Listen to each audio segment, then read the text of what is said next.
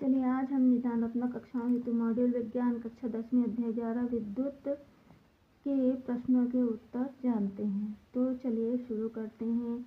ये कुछ क्वेश्चन है, आपको इसको बहुत अच्छे से पढ़ना है और इसके बाद इनके प्रश्नों के उत्तर लिखने हैं।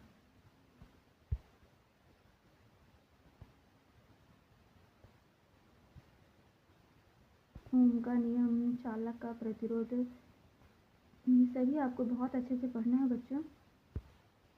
प्रतिरोधकों के संयोजन का प्रतिरोध, विद्युत धारा का तापीय प्रभाव क्या होता है, ये सभी आपको बहुत अच्छे से पढ़ना है। चलिए अब हम प्रश्न उत्तर को जानते हैं। तो सबसे पहला प्रश्न है, सही विकल्प चुनकर लिखे। तो पहला, निम्नलिखित में से कौन सा संबंध ओम का नियम नहीं है? तो इसमें दूसरा ऑप्शन e⁻² बराबर नियतांक, ये सही होगा। दूसरा, एमीटर को परिपथ में सदा कैसे संयोजित किया जाता है? तो इसका सही ऑप्शन होगा ए, श्रेणी क्रम में। तीसरा, प्रतिरोध का मात्रक होता है, तो इसमें ए ऑप्शन ओम सही होगा। प्रश्न चौथा, 50 वाट से 250 वाट के एक लैंप में प्रवाहित विद्युत धारा का मान कितना होता है? तो बताना है 0.2 A, यानी ए ऑप्शन सही होगा। प्रश्न पांचवा, यदि विभवांतर को वोल्ट में तथा धारा को एम्पियर में मापें तो शक्ति का मात्रक क्या होगा? तो शक्ति का मात्रक होगा वोल्ट एम्पियर। छठवा, एक अश्व शक्ति में कितने वाट होते हैं? तो एक अश्व शक्ति में 746 वाट होते हैं। प्रश्न सातवां, विभवांतर मापन यंत्र है, तो डी वाला ऑप्शन सही होगा, वोल्ट मीटर। चलिए रिक्त स्थान देखते हैं।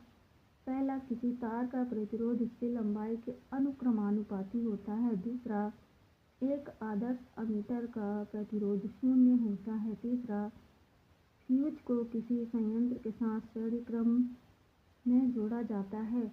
चौथा, अधिक विभवांतर प्राप्त करने के लिए सेलों को श्रेणी क्रम में जोड़ते हैं। अगला, घरों में सभी विद्युत उपकरण धारा क्रम में जोड़े जाते हैं। सही जोड़ी जानते हैं। तो पहले विद्युत धारा में आएगा एम्पियर, दूसरा प्रतिरोध में आएगा ओम, तीसरा प्रतिरोधकता में आएगा ओम मीटर, चौथा विभवांतर में आएगा वोल्ट और विद्युत शक्ति में आएगा वाट। चलिए अब एक वाक्य में प्रश्न के उत्तर जानते हैं। पहला, एक सभ्य वाक्य में विभवांतर धारा और प्रतिरोध में संबंध लिखे। तो विभवांतर धारा में संबंध होगा V बराबर IR। दूसरा, तीन प्रतिरोधकों को श्रेणी क्रम में संयोजित करने पर उनके तुल्य प्रतिरोध का संबंध लिखे। तो R बराबर R1 plus R2 plus R3। तीसरा, तीन प्रतिरोधकों के पार्श्व संयोजन में उनके तुल्य प्रतिरोध का संबंध लिखे। तो 1/R बराबर 1/R1 plus 1/R2 plus 1/R3। चौथा, आवेश और विद्युत धारा में क्या संबंध सूत्र रूप में लिखे। तो